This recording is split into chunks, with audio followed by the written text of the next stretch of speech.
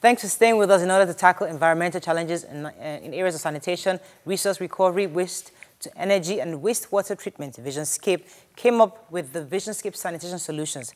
To enlighten us more on this, we have the CEO, Irvine, in the studio. Welcome to the show, sir. Good morning, ladies. Good Pleasure morning. to be here. Good morning. Good morning. All right, let's go straight into it because a lot of people are really worried about the role of Visionscape in comparison to the Cleaner Lagos initiative. How do you work together? There was an initial perception that, oh, they're coming to take over and all the local providers are no more needed. So could you just tell us how you're working with them or if you're still working with them at all? Of course we are. When we arrived in the state, and you must remember, we've been here for nearly 5 years. People think we just parachuted in. Yeah. Because it was an international tender, so it was something that we had to investigate, had to survey the state. So when we started, we knew right away that there'd be an embracement of the old system in some way, shape or form. Okay. But when the CLI was created by the state government, as part of that initiative, the government decided to do a reclassification of the old PSPs. Which were then rebranded as WCOs. And as part of our brief, we embraced these WCOs and worked together. So if I can just highlight, we have over 150 companies working in partnership with us to collect the residential solid waste. Let me make that clear, the residential solid waste. So the waste we generate at home, that's what we collect.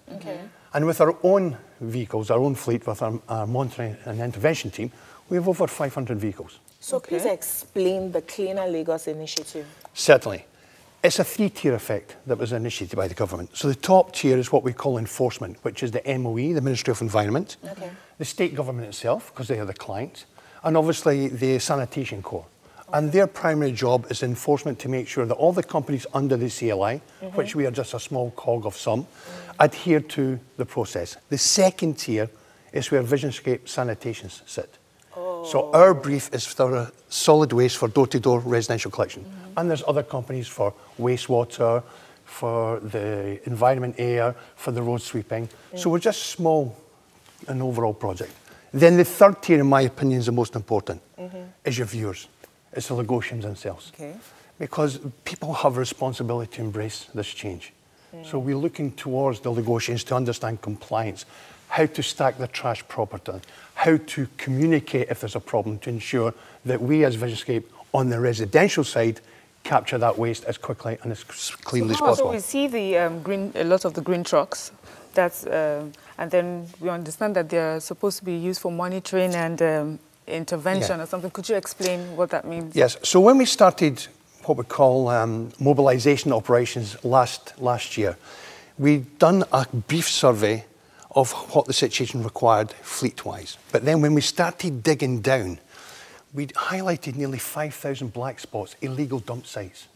So we generated this team to make sure we tackled these spots, to eradicate them. But if I just tell you a figure, since the 1st of January this year, up until last month, we've cleaned 20,000 illegal dump sites. Illegal? Illegal dump sites. Oh, the people then just trash. Now, sometimes it takes maybe 2 hours to clean. Sometimes it can take 3 weeks. It can be tons and tons and tons. And the problem we've got, the problem we have is some of it is repetitive. So we're going back to the same place again. So that leads me to my own question. So what have you done to engage the people of the community, and how far have you gone to engage them in working with you? Lagos has how many political zones? Ekpe, Badagry, Ikorodu, Ikeja, and it goes beyond the central, Lagos city. I agree. So how have you gone? How far have you gone to engage each communities to let them know how to work? Our team have dug deep into the community. What you need to understand here as well, this is not an expat company. I have over 350 employees as it is and growing daily. Less than 5% are expats. We've got people who formerly worked for LOMA. We've got people who work for the MOE who help us.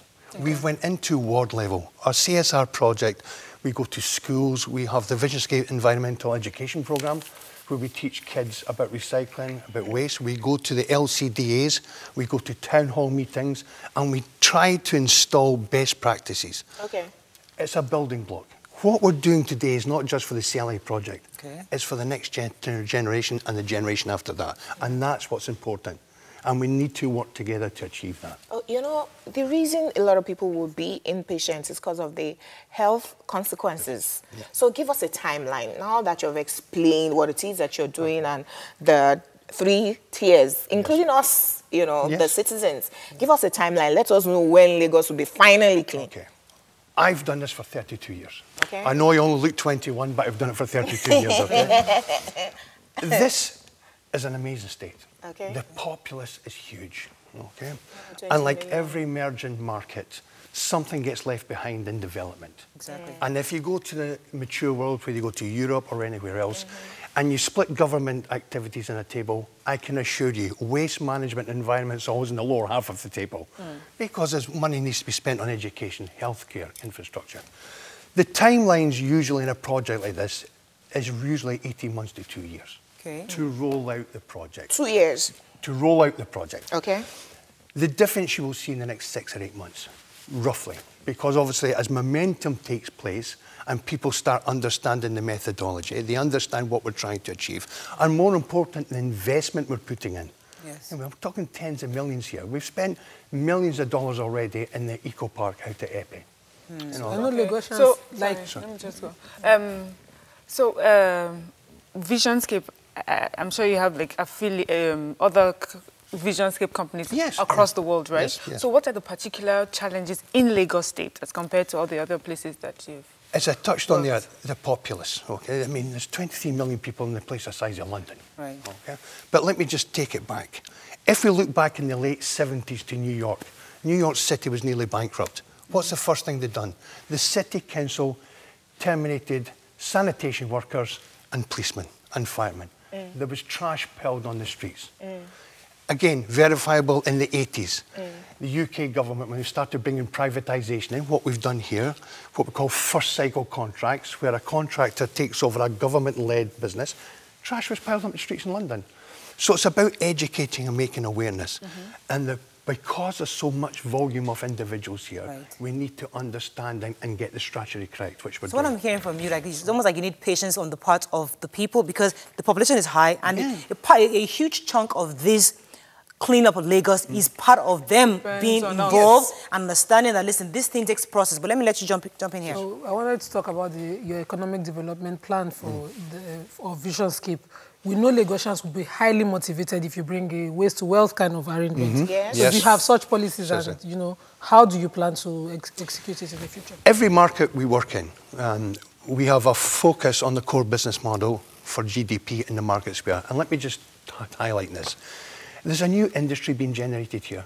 We're going to be the first company ever in Nigeria to do an engineered landfill. We're going to bring state-of-the-art recycling facilities, anaerobic digestion, creating power from organic waste, directing the methane gas from the landfill to our vehicles so we won't be using fossil fuel, and also the water, the leachate water.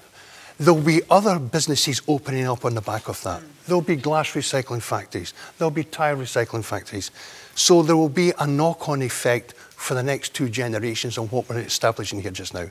And I have to say, without being a politician, I think the government's foresight has been great. They've understood, and not just as a contractor, they've understood the need for something and they're driving that change. Okay, and let me come to you, to the man on the street. Because you have great plans, and we appreciate the foresight of the government and what they want to do eventually.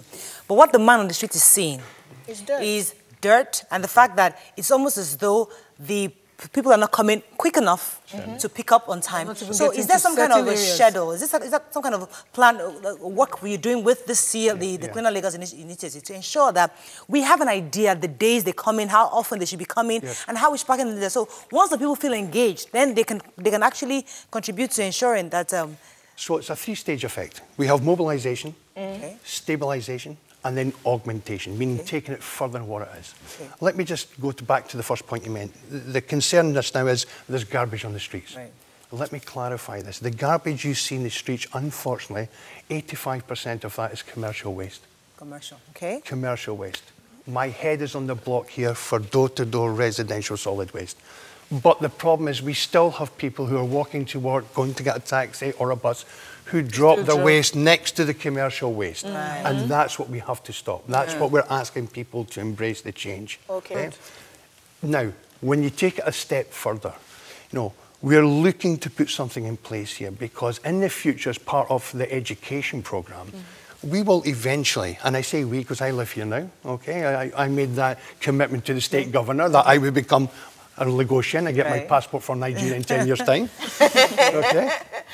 And we have to start learning about recycling at source, in-house and in commercial premises. And that's the next evolutive stage. That's the next stage of evolution. Fantastic. Okay.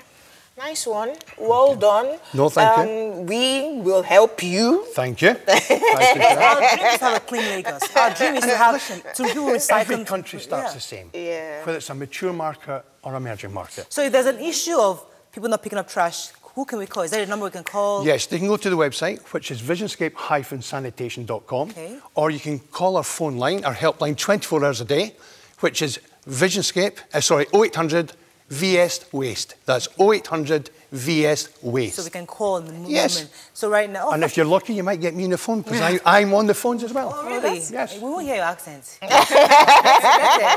Lagosian there, please. Not yet. Give yourself another 3 years. You start Nigerianizing. I appreciate it. That's all we can. Thank you so much for Ladies, coming. thanks so much. I appreciate it. We have to go on a break. When we come back, we'll talk about dyslexia. Stay with us. We'll be right back. Stay tuned. Your View will be right back.